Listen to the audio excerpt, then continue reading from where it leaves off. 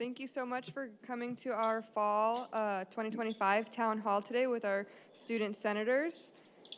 Talea and I have put on this town hall in collaboration with our student senators, so that way students feel free to talk to them, ask them questions, and our senators can answer questions, as well as hearing from our administration. I'll go ahead and pass it off to Rachel. Good afternoon and welcome to the Fall 2025 Student Senate Town Hall. My name is Rachel King, my pronouns are she, her, and I'm the current elected chair of the Student Senate. We greatly appreciate you taking the time to join us this afternoon, virtually or in person, here at the West Campus. This event is being live streamed on the Pima Student Engagement YouTube page. A link to the recording will be posted on Pima Engage following this event.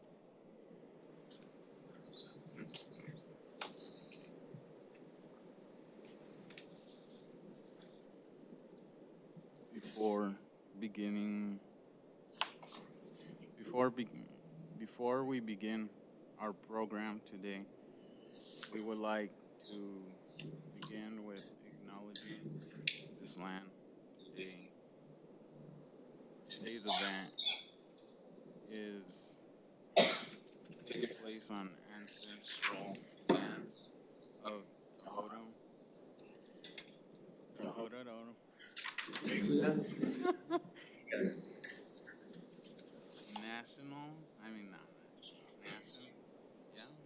Nation and Vasco Yaqui tribe, whose people have been living and working on this land since time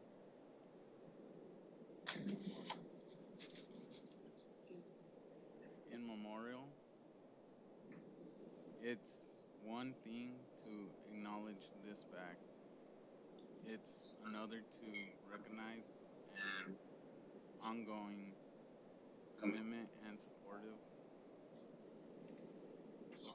In this case, Pima played a key role in supporting the college and our ongoing educational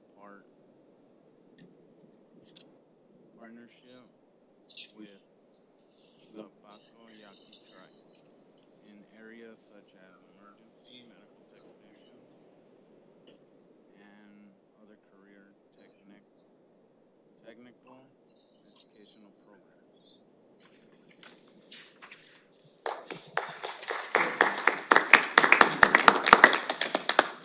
Thank you, Cesar. As some of you may know, the Student Senate is responsible for maintaining a bridge between the student body and the college administration.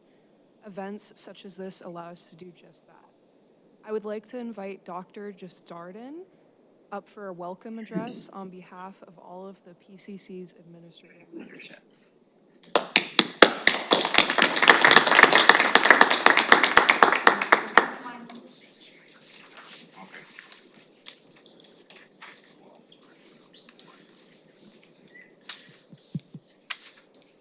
Good afternoon, everyone. Thank you so much for joining us for the Fall 2025 Student Senate Town Hall.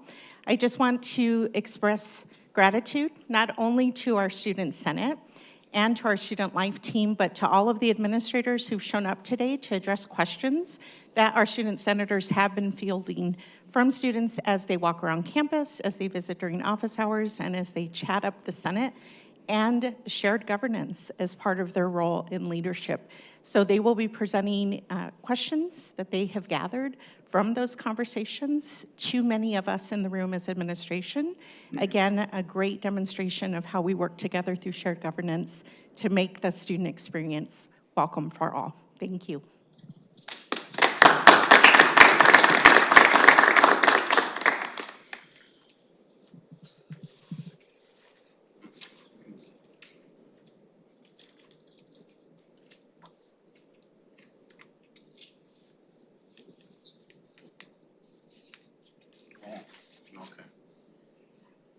Thank you so much for that welcoming, Dr. Jordan, and for joining us this afternoon. We would like to begin program today with introductions of the 2025 and 2026 student senators. My name is Cesar Peña. Pronouns are he, him, and I forgot one, which is él. And I'm currently studying liberal arts. I'm proud to be your elected co-chair and secretary representing Desert Vista campus.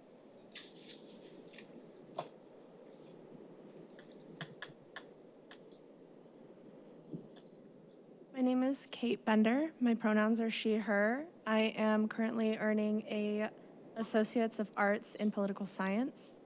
I am representing Northwest Campus, and I am the Parliamentarian and Student Senate Project Lead.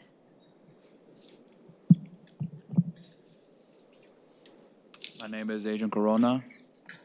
I am currently studying digital game and simulation, and I am representative of the West Campus as well as the marketing officer for Student Senate. Hello, everybody. My name is Miguel Sepulveda. I am a liberal arts student studying anthropology. My pronouns are he, him. I am the student senator for the East Campus and also proudly represent as representative for the All College Council.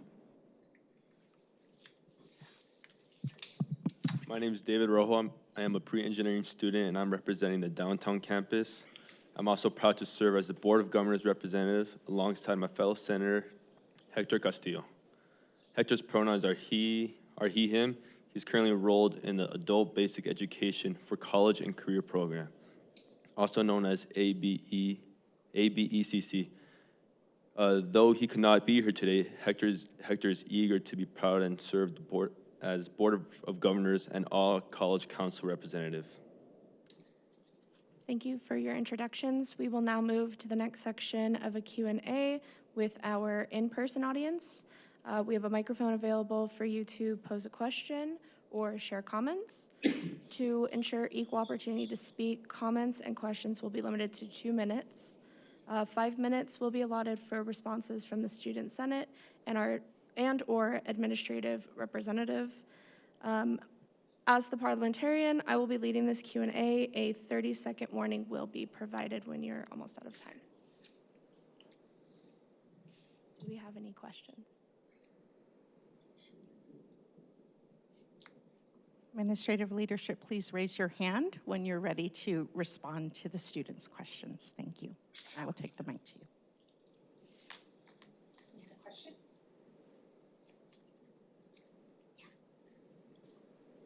Hey, my name is Marina, and my question is, as a student senator, what needs have you already seen or been asked about with students? I'd like to start. Could you repeat that one more time for me, please? As a student senator, what needs have you already been seen or asked about with students? What do you mean by leads? Needs. Oh, needs. I'm sorry. Or one of the needs that I've seen that our students, at least in my, my constituents, my district in the downtown campus, is not all the programs or not all the courses are at one campus. Sometimes students need a commute from, like, let's say Desert Vista or from Northwest. They're not all on one campus. So those are one of the needs that I've seen from students. Adrian, do you want to go next? One comment that I have heard from other students here at West Campus is how the internet is very, very lacking. It's very slow. Usually some students can't even receive or take calls. Sometimes students can't even sign into D2L because the push notification doesn't come through. And when I was a student senator 2 years ago, that was the main focus that we've been trying to work on. And I'm glad to see that this building has much better reception, albeit limited. You want to go next?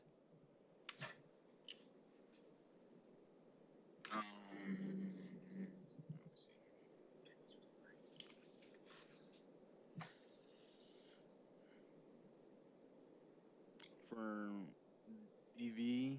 Desert Vista, I would say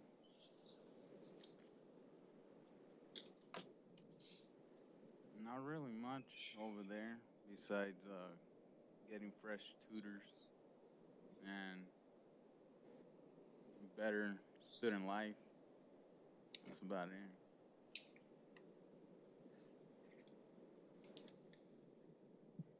Yeah, I was actually going to mention there's a couple different concerns at Northwest, but I know Kate has some of them. The main one I've heard from fellow students, because Northwest has a lot of engineering students and more complicated STEM majors, they feel like there's a lack of qualified tutors for higher levels of math and science, and they'd like to have more tutors for Calculus 2, Calculus 3, differential equations, that kind of thing. Thank you, Rachel. For Northwest as well, I have heard a lot of students talking about finding a more streamlined way to inform our students of activities going on around campus to improve the on-campus engagement, as well as food, which I know we are addressing, but just more sustainable and accessible food options as well. Thank you, Kate. The biggest concern I've seen in East Campus, and I think it's a Pima-wide issue with students, is definitely the classes at certain campuses and programs. I know that's something I struggle with, but I know that it is a problem that Pima Community College is working on, and I always encourage my peers to look at the big options and variety of classes that you can take without having to commuting that much. But yes, I think commuting is also one of the biggest concerns I've seen. Thank you so much for that question. I'm going to ask Dr. Ian Rourke, who is our provost, to respond specifically to some of the themes we heard, which were what is the college doing to improve the student experience related to course scheduling and tutoring services. Dr. Rourke? Do I stand here or do I go there so I can be on the, okay. Hello, good afternoon, Senators. All right.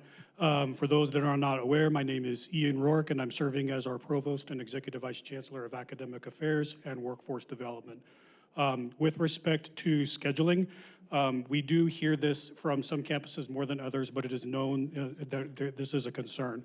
Currently, the scheduling at Pima Community College, I have discovered, I'm fairly new in this role, is done manually with a lot of rollover. So we are currently looking for a solution with respect to better scheduling software that includes elements of artificial intelligence that will allow us to be more predictive with respect to where the classes are needed. Equally, we are not going to be able to offer every class at every campus all the time because of the limitations on the number of faculty and adjunct faculty that we currently have. And in a way to address that is we really need to look at our programs of study. And I heard some of you say, for example, that you're pursuing your associate's degree in arts, right? There's a lot of diversity of the courses that you can take from semester one.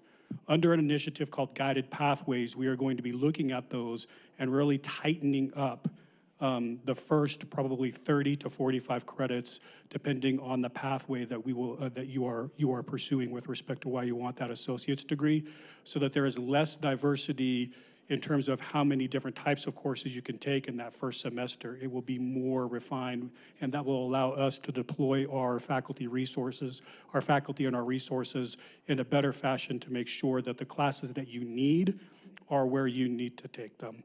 The other one was the tutoring. That was specific to Northwest Campus, so I wrote that down, and I'm going to be sending a note very shortly to our Vice Provost of Academic Operations, who actually one of our other Assistant Vice Chancellors who oversees the tutoring operations, and so we will be back in touch with you, hopefully for the next meeting on what we're going to be. I wasn't aware of that, so thank you for bringing forward that need. What I heard was more tutors needed with proficiency in Calculus 2 and 3.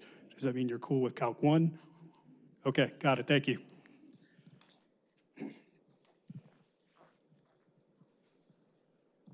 Thank you to everyone who contributed questions and comments for today's event. We look forward to continuing conversations and collaboration between the Student Senate and the administration.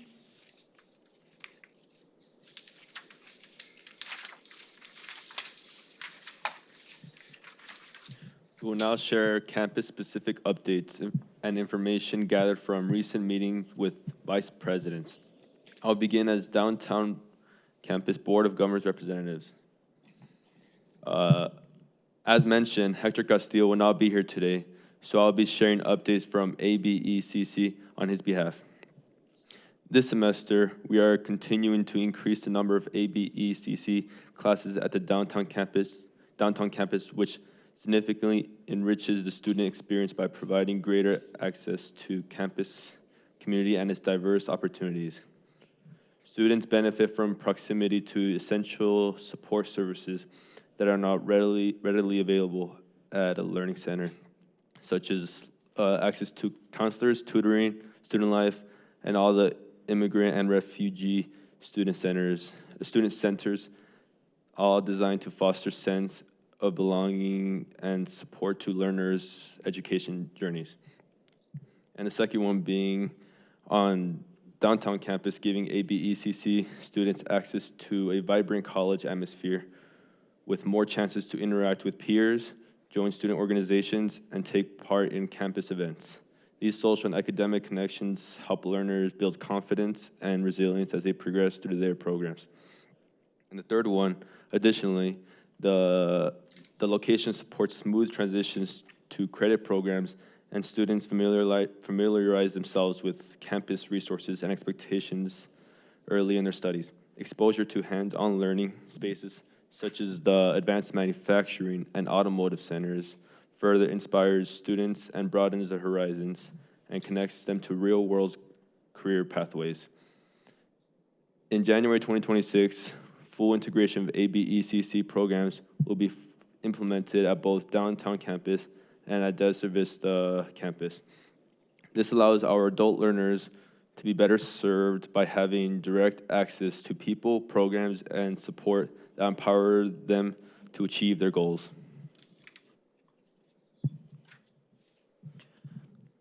Thank you, David. There are a few updates that come from the VIP for our West Campus.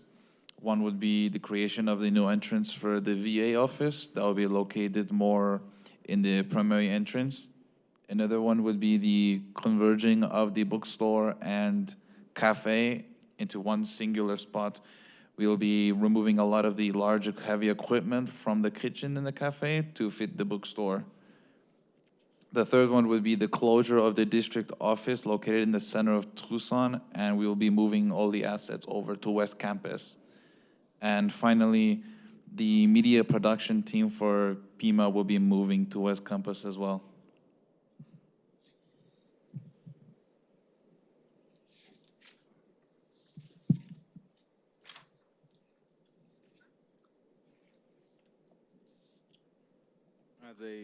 As a representative for Desert Vista, I have following updates.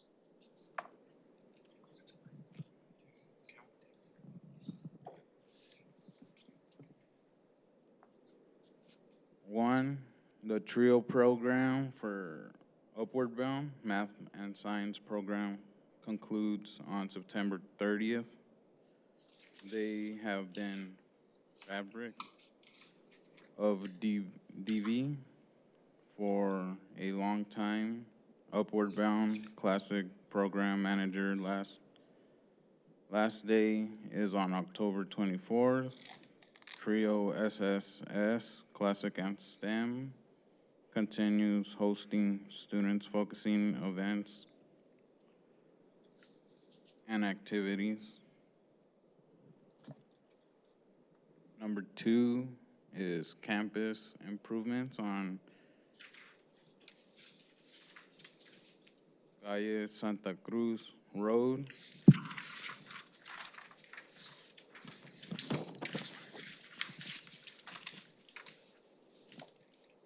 Renovations has been completed, improving access and traffic flow and eliminating potholes and losing hubcaps.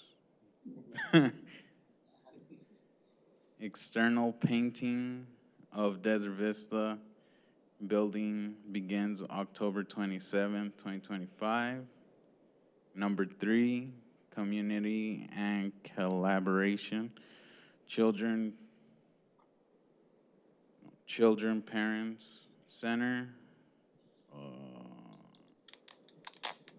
Collaboration meeting took place on October 24th, also in a community room.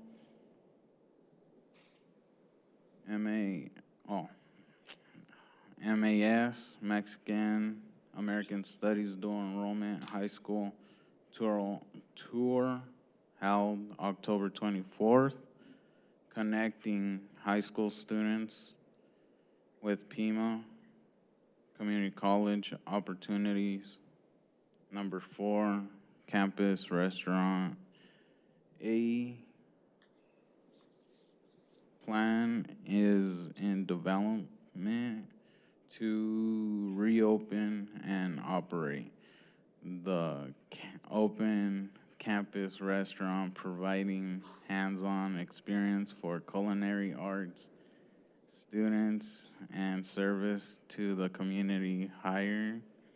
Hired a new hospitality manager, Tim O'Donnell. We are excited to have him.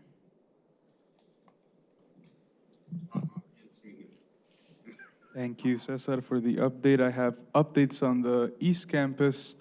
On facilities and infrastructure, the East Campus has seen several improvements this term. New floors were installed in the L building and E5, and that pass-through was repainted from yellow to a modern blue-gray, more Pima-like.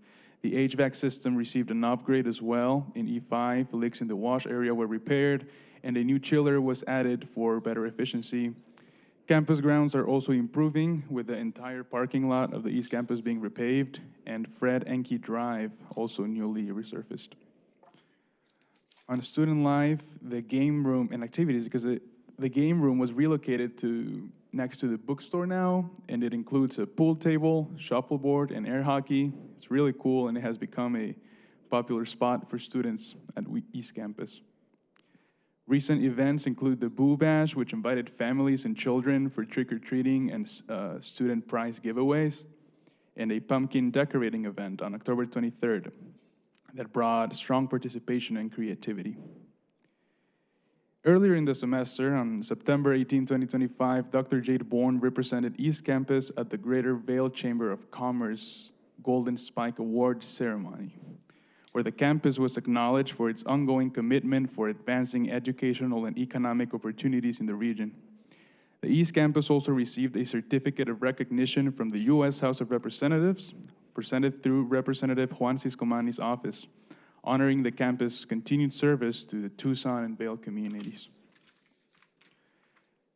And on October 23rd, Pima Community College and the East Campus had the honor of hosting Arizona Governor Katie Hobbs for the official launch of the Regional Security Operations Center, which is a groundbreaking milestone as it is Arizona's first community college-based center dedicated to a real-time cyber threat monitoring and workforce training.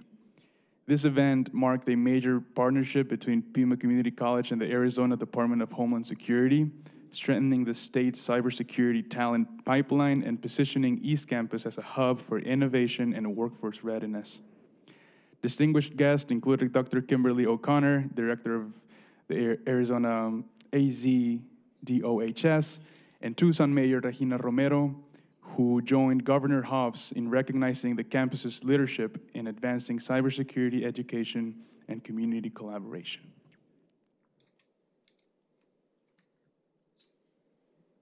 Thank you, Miguel. Really awesome updates. These are some of the current leadership initiatives based out of the Northwest Campus, but hoping to expand college-wide. Food and campus nutrition project. Northwest Campus has more than doubled its food truck service to include lunchtime and morning opportunities. It has food vending and food pantry pop-ups. With all of those items, food and nutrition is still a top topic for the campus. Student Life, Student Senate, and the VP Office Ambassador are leading a project to advise the Northwest Council in ways to increase and support affordable food options at Northwest Campus. And then the Campus Improvement Project, Student Life students and campus employees are reevaluating spaces at Northwest Campus to improve look, feel, and better engagement for the community and students. This project will help guide everything from use of stimulating spaces to cool, relaxing spaces, signage, and similar items. Thank you, Kate. I will now share the remaining updates as the other Student Senate representative of Northwest Campus.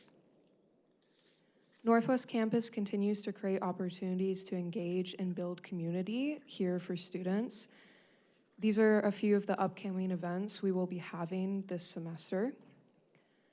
On October 30th, there will be Spooky Northwest, which is Northwest hosting a safe trick-or-treating and various games and activities for Halloween and Day of the Dead and any related celebrations. Then on November 21st, we'll have STEM Adventure.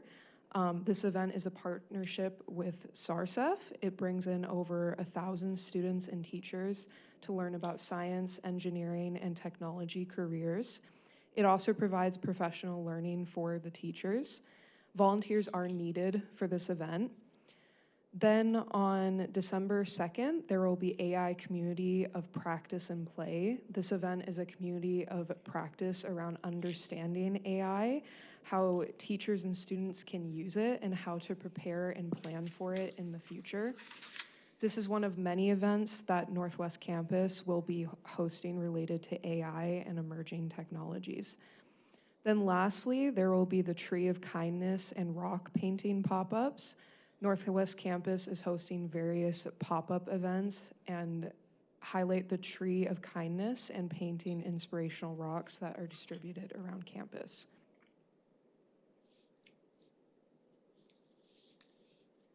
Thank you so much for all the campus updates.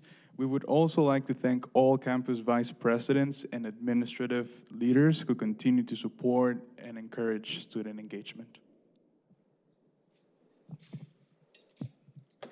Before moving to the close of our agenda, are there any additional questions from the audience?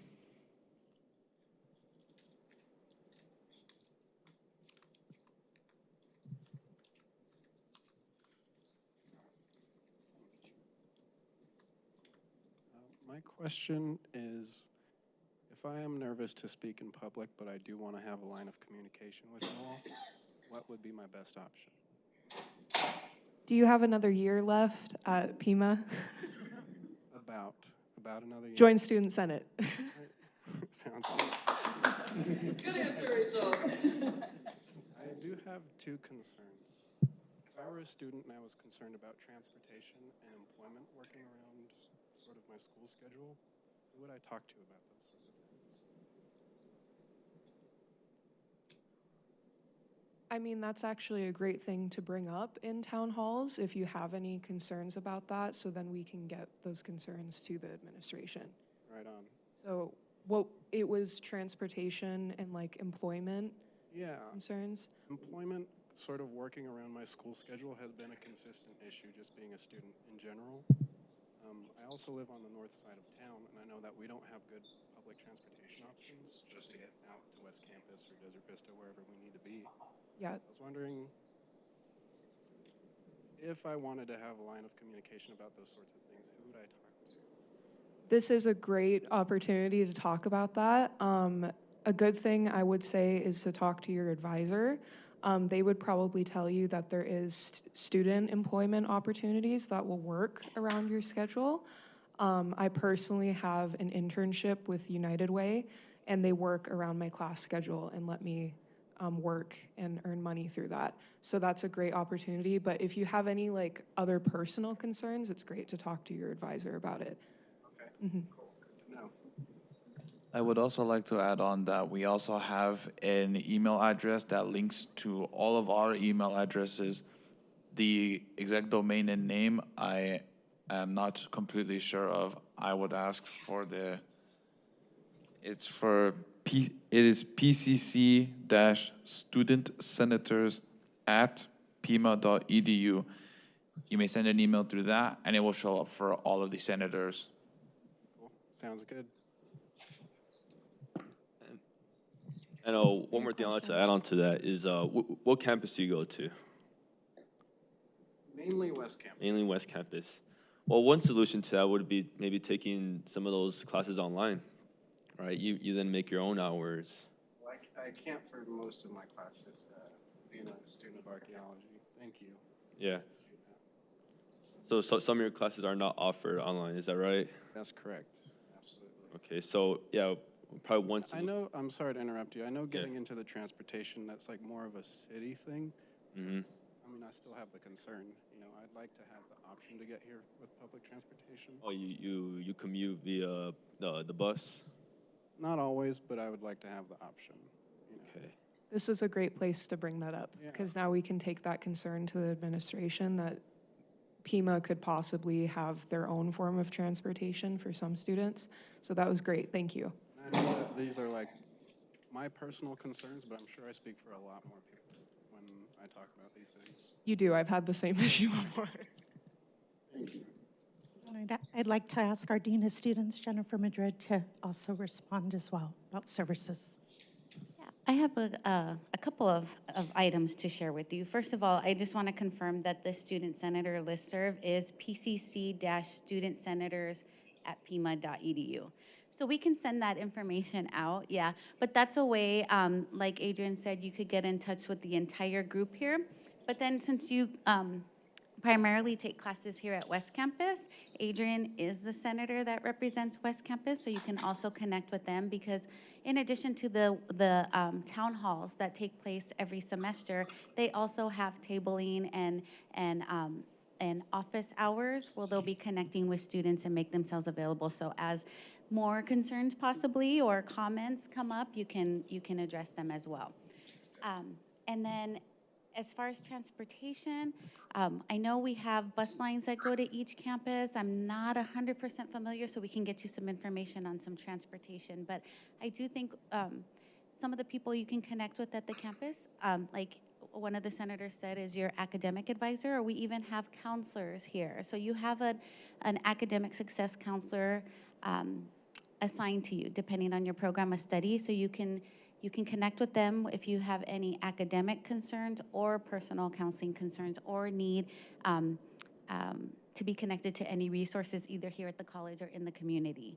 So I can help you with that information too after the town hall. If you're not sure who your counselor is, I can get you connected with them so we can get you those resources. And the last thing is you asked about maybe some employment opportunities. So we have on our website, on the Pima website, we have information for open positions, but there's also some for students, whether it's federal work study or other positions that we have at the college. For example, we have peer mentors.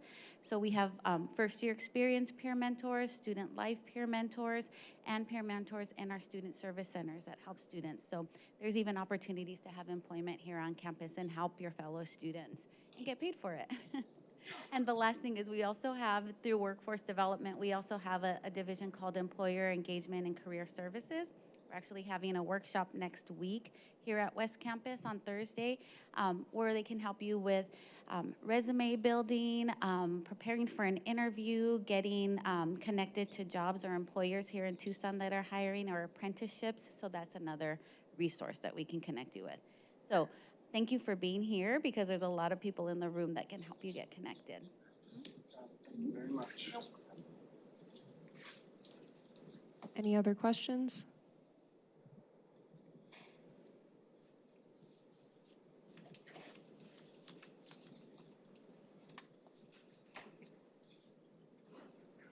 Hello, everyone. My name is EK. My concerning question was about transportation, but I'm sure that's been widely covered. But I'm an international student, so I just wanted to ask a general question about international students. Like, what sort of resources are you guys looking into providing for international students to help them facilitate in their learning here at Pima Community College? Is there anything specifically you feel like would help you as an international student, just to get your perspective? Honestly, for me, the biggest one was transportation because I do have classes here at the West Campus. I'm closer to the West Campus, but I also do have to go to the Desert Vista campus. So I feel like if there could be like, I don't know, some sort of system for students, specifically Pima community college students, to get around the different campuses, I feel like that would be a good initiative to take up. So here's an idea. I mean, what if there's a bus that drives to each campus? Like, you know how we have the city buses that drive to bus stop to bus stop. Are you suggesting maybe have like a bus that circulates maybe from West Campus, and then we goes from downtown, Desert Vista, etc. So they just hop on the bus, like on the city bus, and you won't need to worry about, commuting yourself over there. Is that right? Is that one solution? I feel like, yeah, but I do know that the city bus goes to each of the different campuses, but I think it's the time frame to get to that specific campus. Let's say for a student that stays closer to here, the West Campus, they have classes at the East Campus. If you check on Google Maps right now, it'll probably take like 2 hours to get to the East Campus. Yeah, because each So bus is like there's 30 minutes yeah, between each there are a lot of bus. stops throughout the way to get to each of the different campuses. So, I mean, it's just an idea, just putting it out there. If there's anything that, can help students that, okay, you can use the city bus, but is there a better option? I mean, Well, our that's aim is, okay. sorry. No, go ahead, go ahead. I would say that's something that we would definitely have to think over and try to come up with some solutions for you on that. At the moment, I don't think I could give you an answer for that, but we will definitely look into that. Yeah, there's a lot of options that we could look into, and now that we know it's a concern for multiple people, how to get to different campuses, we'll definitely think about that and bring that up with our campus vice presidents. Is there anything else you feel like would help international students? I feel like maybe ESL students might struggle uh, in their classes. So I don't know if there can be, I mean, for example, I'm just speaking on behalf of them. I don't necessarily know their exact issues, but maybe if there can be something to help ESL students to, I don't know, learn better or something, because English is their second language. So I feel like that can be a good initiative to help those type of students. We did talk about recently increasing recording of lectures on campus, so that could be a way to help ESL students in the future. I have a question for you about the same transportation thing. Let's do a hypothetical, okay? If you had the power to change anything or to do anything you want that would fix it, what would it be? Concerning transportation? Yes. That was your main concern, am I right? Yeah. So, In a hypothetical world, yes. probably if there could be like a specific bus or shuttle that goes straight to the different campuses, So like at a specific time frames, like either in the morning, afternoon. It doesn't have to operate like throughout the day, like a specific bus that gets to the Desert Vista at this time, like straight to the Desert Vista, not stopping anywhere, thereby cutting by the time to get there. so like the first example I gave you, something similar to that. An example? Like the first one I told you, where like the bus goes from campus to campus, right? Yeah, yeah, Okay. that could be a good idea. Just campus to campus. Yeah, It's a good idea as well. Thank you. yeah, for sure. Thank you. Thank you so much for bringing that up. With something we will definitely take into consideration. Again, bring it up to the guys that have more power than us. But it's great to know, and especially because a lot of the issues that we seem to be having, Pima students, is I see a relationship between these and the classes that are distributed all across different campuses. And I think in the future with AI being part of the software, there can be a lot of really cool changes where maybe an interconnected college bus is possible if we have information on what's ideal for schedules and others. So thank you so much for bringing that up.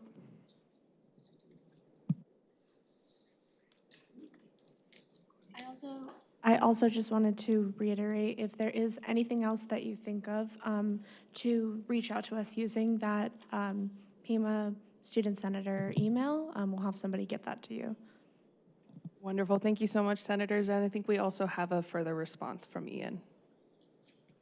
Not regarding transportation, but to the prior comments around career. I'm sorry for the delayed response, but I wanted to make sure I had accurate information as to be impeccable with my word and information. Career services.pima.edu, even on a mobile device.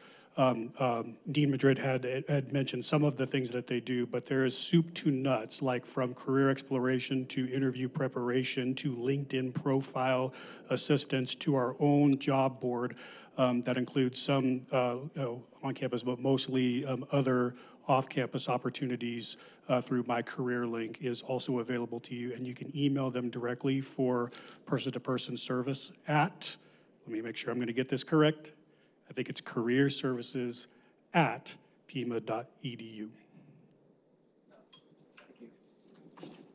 Career services, all one word, no space between.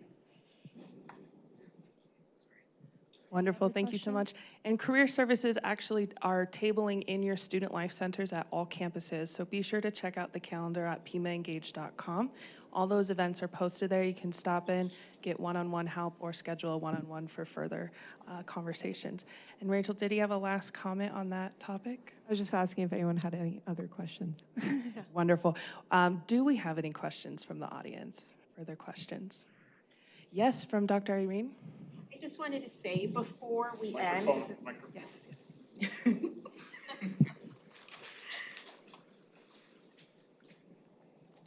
Thank you so much. Before we end, I did just want to, thank everybody for our senators for serving in your roles, all of the students that have attended. We would love to get a photo with you with our chancellor, Dr. Jeff Nassy, before the end, probably maybe over against that wall. So please, before everybody leaves, thank you.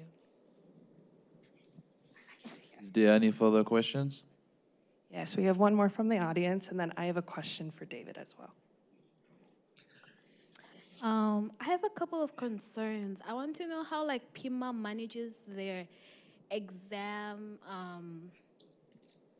how timing, because there are certain classes, as you go further, because I'm in a STEM major, as you go further, like calculus, like Calc 2, is a very time-consuming class. But as I'm noticing in my class, and other classes as well, it's that students are failing to keep up with the designated time. For our last exam, it took my teacher to add an extra hour for majority of the class to finish. But so it just comes to show that when other students were busy on the first exam, students are no longer finishing their exams. They're just writing to write and just leaving it halfway done. That's also one concern. Another concern is Pima advisors or STEM advisors or program advisors currently don't seem to have the transfer plans for the in-state schools, like maybe ASU, NAU, the U of A.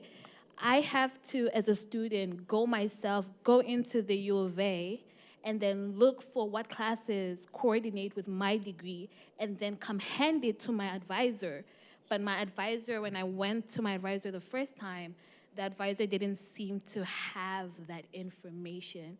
So I wanted to know how Pima can also coordinate with universities to have that information and set up degree plans better. Your advisor should have the transfer plans for U of A. I feel like probably someone here will be able to let you know who you should contact if your advisor doesn't know those things, because they should be able to tell you what classes you need to transfer. That's their job as an advisor. But thank you for bringing up that concern, because I have had fellow students that have also had problems with advisors, and I've had to redirect them to like different avenues to get answers. How would you like describe the first concern you had in like a sentence, just for the future so we can bring it up to the administration? The exam question? Yeah.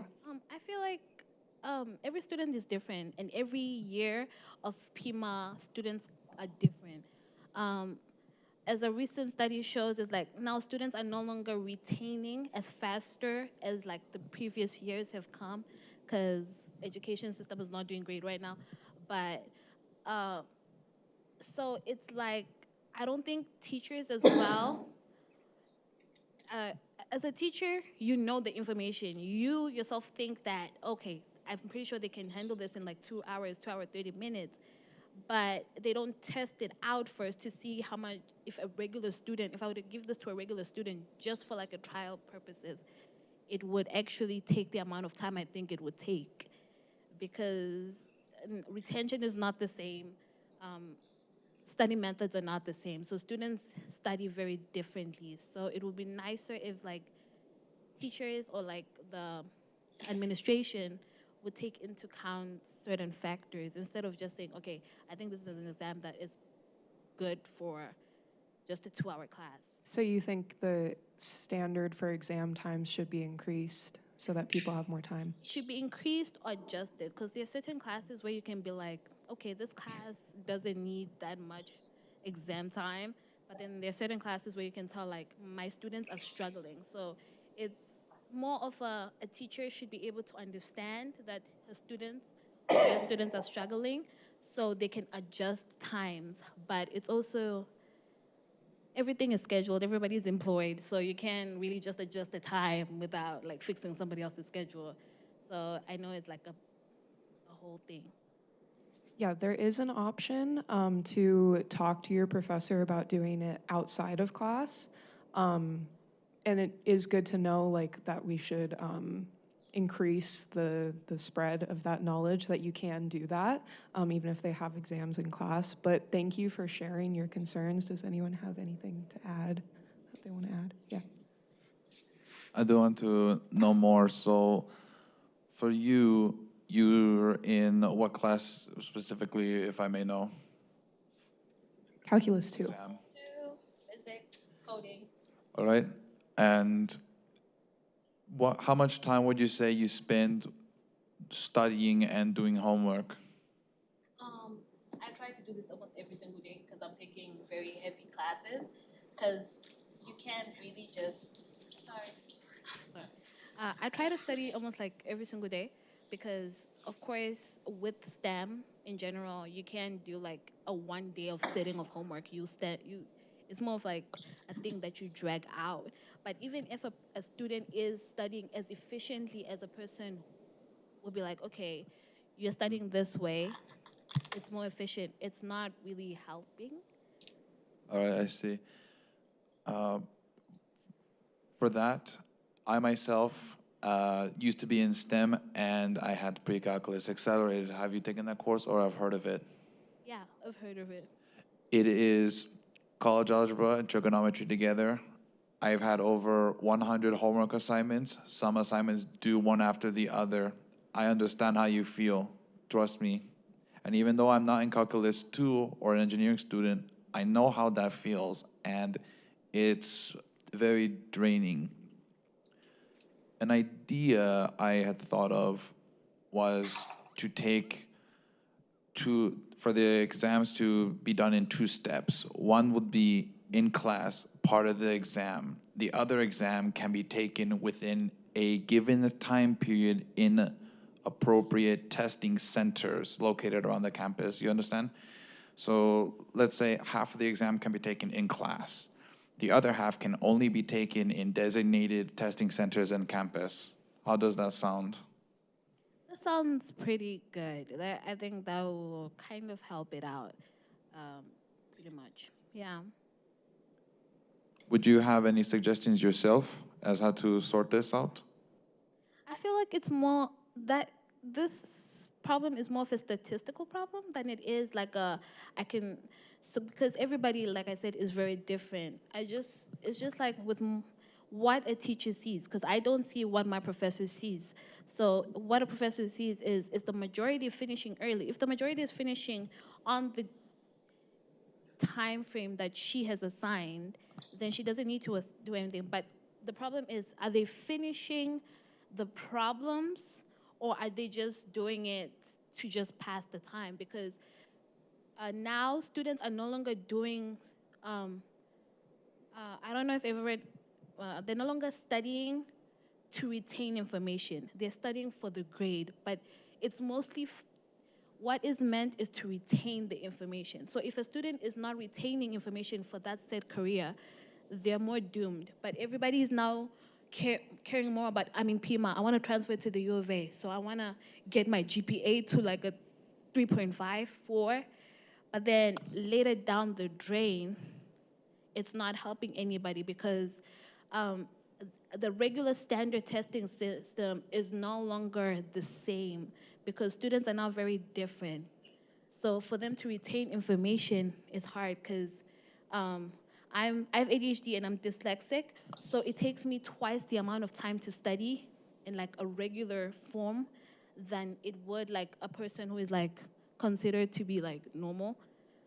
But then my no class is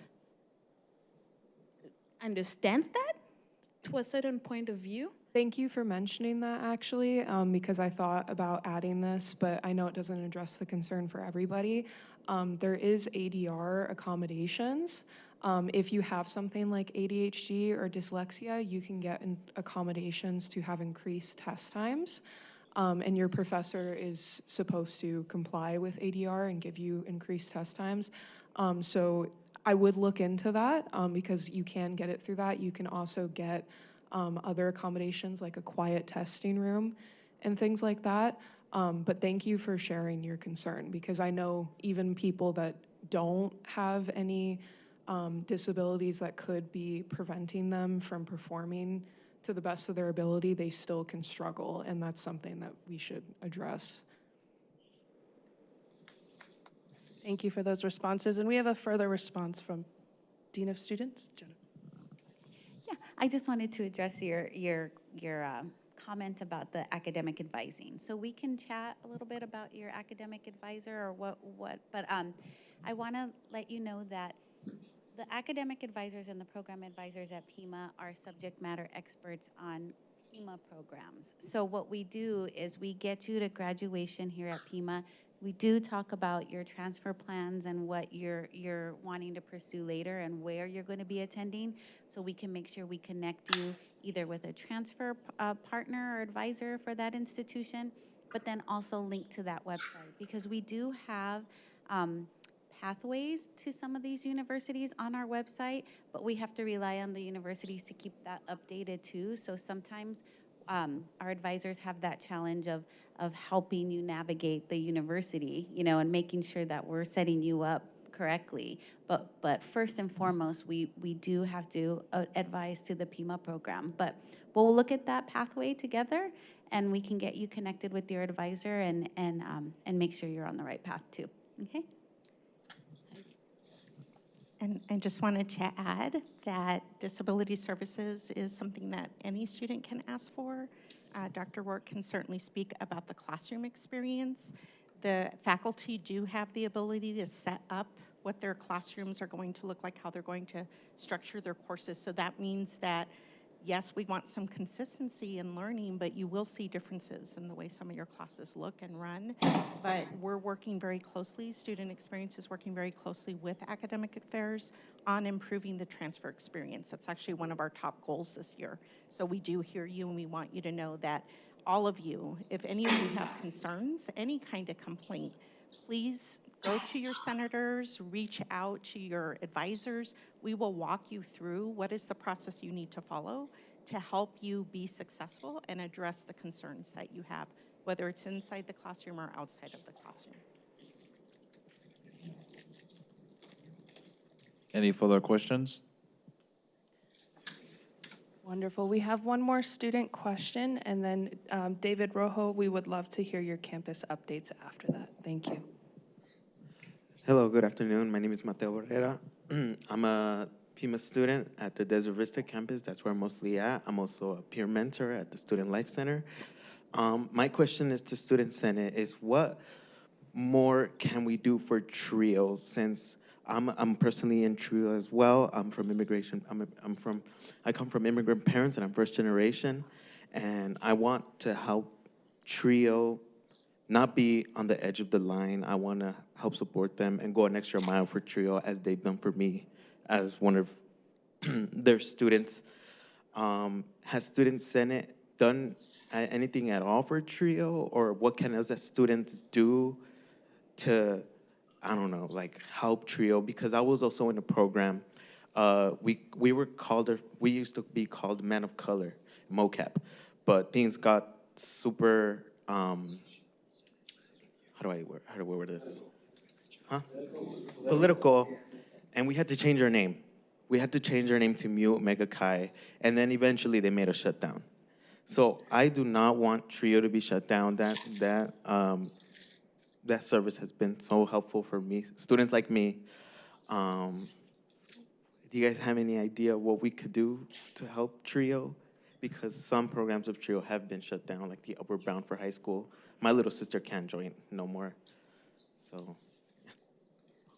Thank you so much, Mateo, for that answer. And we're going to go ahead and default to our administrative leaders for that question because it is a complex question, and we want to make sure it's justifiably answered. Thank you. Good afternoon, everyone. My name is Aubrey Conover, Vice Chancellor here at the West Campus. So a couple different fronts we're tackling this. So on the federal level, we're doing everything we can to advocate with our elected officials. They've been responsive and have met with us, but we have not seen the change that we'd like to see to actually get the funding back for the ones that we've lost.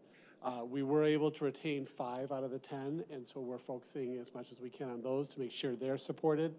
For the ones that we've lost, we're looking at the services that we do have currently and how can we bridge those to the high schools, because a lot of these grants were in the high schools, helping students to be successful through their high school program and then transfer to higher education, whether it be here at Pima or somewhere else. We have a lot of those resources here at Pima. It's just a matter of partnering with the high schools as best we can. We're not going to be able to duplicate it. I mean, there's just no way. The numbers are, those grants were amazing, and it provided usually around $250,000 a year to really do intensive mentoring, outreach, all these amazing things. But there are some things we can do. And so we're working with student affairs, with our academic side, to see how we can be as much of a presence in the high schools as possible to continue that support.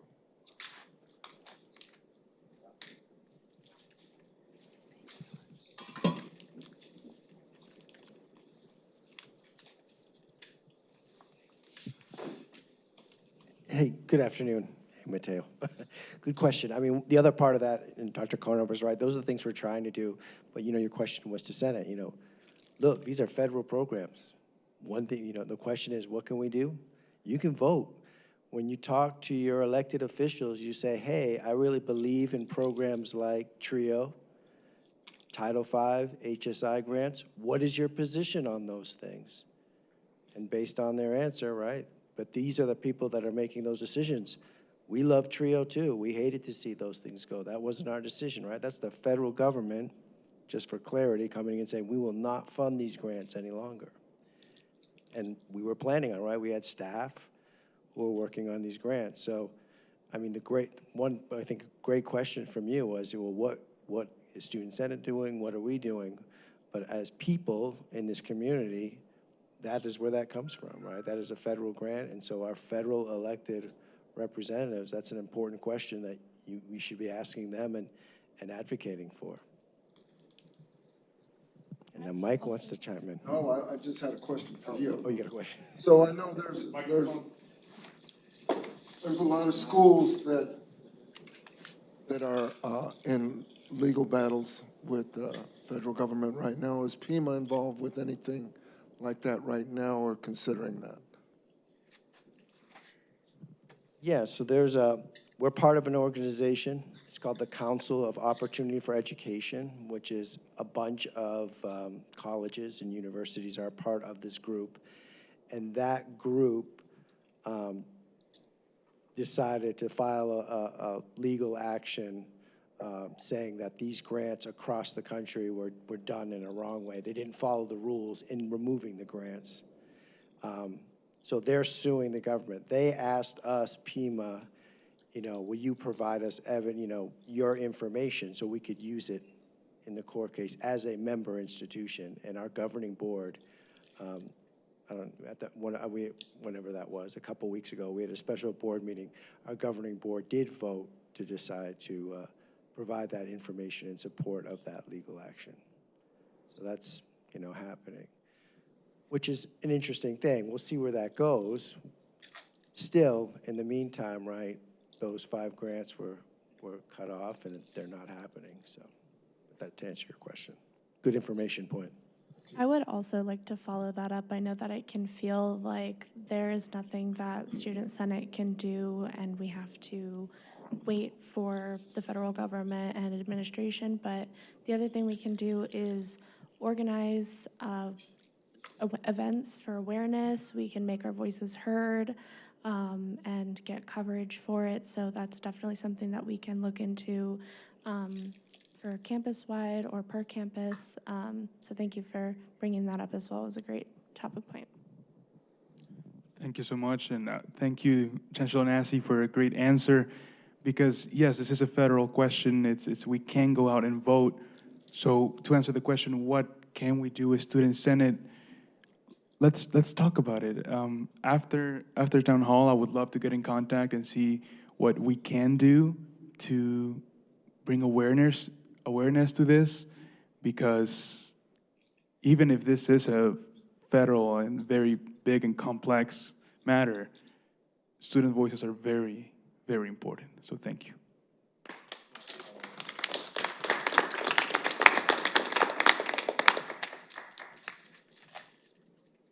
Yeah, I actually think that this is a great conversation to have because, like Chancellor Nassi said, I think that voting is really important for students. Education around how that impacts their life would be very beneficial and is something that Pima can do ourselves. Wonderful. Thank you, Senators, and to Chancellor Nassi and Dr. Aubrey-Conover for responding to that question. Do we have any final questions or comments from the audience? Going once, going twice. All right, David Rojo, would you please kindly deliver your downtown campus updates for us before moving on? Yes.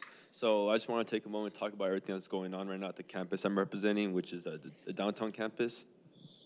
So first, the C building expansion is projected to be finished by spring. Right now, it's about 20,000 square feet, but after expansion, it will be about 20,000 square feet. Pretty much a 10 times increase in the space that we have for hands-on learning. This matters because it means we finally serve our trade students the right way. Electricians, HVAC, plumbing, framing, students who are building real-world skills that our community actually needs. Before, we only trained for residential construction. With this expansion, we will be able to train for commercial level work too. That opens up way more job opportunities, apprenticeships, and career paths for students here at Pima. The library is adding 8 new VR stations at the downtown library, 8 new VR stations that will be available for all students to use starting in sometime in November. These will be used for both learning and for fun as well. For example, you'll be able to practice real tasks risk-free, like changing oil of a car, working on dentistry procedures, hands-on technical training, welding, and etc. It's a way to get experience without breaking anything or hurting yourself. Last week, we had our new students welcome event over there at the downtown campus. clubs and organizations were able to table, meet new people, and show students what's going on around campus. Us student senators, we were out there as well. We introduced ourselves, talked about what we're working towards this semester. It also gave us a chance to, it also gave me a chance to show off my tic-tac-toe skills. I was the undefeated champion. I also want to mention that we have a fantastic new student life coordinator at our campus right now, Saudra Alvarez. Hope I said that correctly. We've been working on increasing student engagement right now. There are tons of registered clubs at Pima, but only a few are actually active. We're still figuring out the exact figure because a lot of clubs have an active status on paper, even though they haven't had any meetings in months. And also, from what I've seen from talking to current and former club members, is a big reason is that students end up having to pay for everything out of pocket. The student doesn't provide funding for clubs, so it discourages students from taking leadership roles or even have a club running. And then, and from my experience of talking to other student governments across the country when I was in DC, this was not normal. At most colleges, the school actually encourages student involvement and gives clubs some sort of starter funding, some seed funding to budget and to work with. The school claims they don't have any money to subsidize clubs, but I believe with proper budgeting and cost cutting, we can make that possible for clubs and organizations. There's also one problem that I would like to address. If you look at the crime statistics for each campus, you would realize that they disproportionately happen at the downtown campus.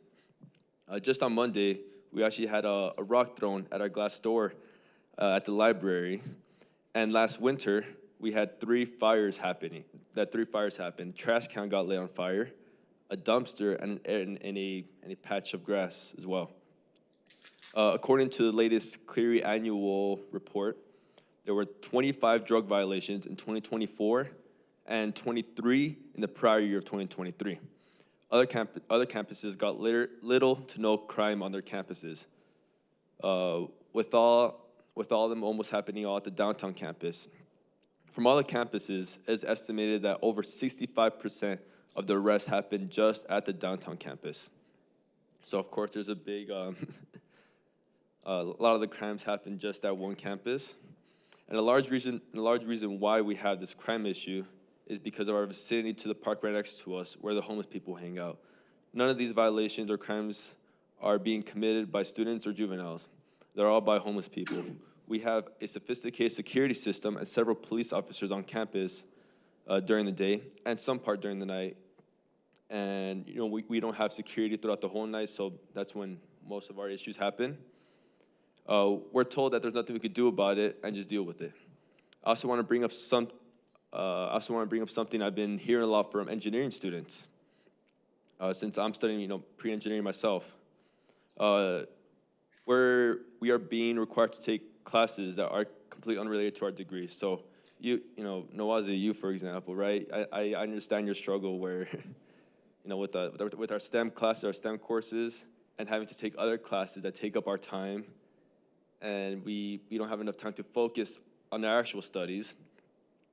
So we understand that, for example, like writing is important, even though if it's not STEM, but because we know we need to communicate, what we do, so that's fine. But from what so in my engineering class, I actually asked some of my students or some of my fellow students on, okay, what are some problems you guys have realized, and what are some problems you guys have noticed, and what are some solutions?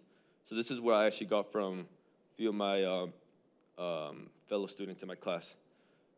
So the issue that they told me is with the cultural diversity and global awareness requirements, that they don't connect to engineering at all, and they end up having to pay for courses that they have zero interest in.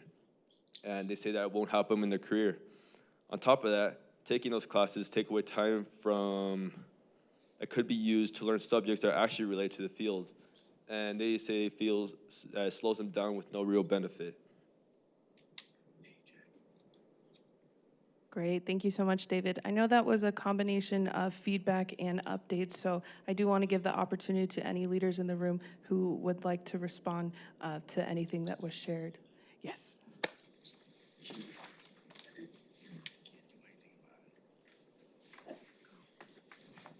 Good afternoon. It's a pleasure to be here with all of you and the student senators. I will speak a little bit to the Clery crime statistics. Downtown campus does have unique geography around it. It has unique areas of influence that the rest of our campuses do not. A lot of the rest of our campuses tend to be an end run for a bus route. West Campus, Desert Vista, East Campus. We get some non-campus community members that we interact with. Downtown, you kind of have a cross, you've got the southbound, northbound Stone bus traffic, you've got the east-west Speedway traffic, and then you've got Drockman traffic. It does have adjacent parks to it. It has a Salvation Army kind of hospitality building that's about a half a block down from the downtown campus. What I will point out about the drug-related statistics for downtown, I would offer that those are because of the preventative efforts of the patrol officers, getting out there and finding those people on the perimeter of the campus. It's not perfect. Once in a while, they actually do get into a restroom or a library and create a negative impact to our community, to the students, to the employees who are trying to do their job. That does happen. But most of those contacts occur out in the parking lots, on the sidewalk. And frankly, it's because a lot of you report that to us. You report it to us early, and it gives us the opportunity to get out there and intervene before it impacts you, whether it's somebody panhandling, somebody utilizing a restroom in a way we don't want them utilizing a restroom, doing their laundry, taking a shower, before they perpetrate a crime against one of you and steal something from you. They are unhoused. Some of them have mental illness. Some of them have addiction issues. They don't have means to meet their basic needs. Some people will request assistance to meet those basic needs. Some people get creative and find their own way to meet those basic needs, right? And so we've got to be more careful about situational awareness, reporting those individuals early when there are behaviors that are concerning, erratic behavior, they're screaming, yelling, being disturbing, giving you a sense of concern for your safety and your community's safety.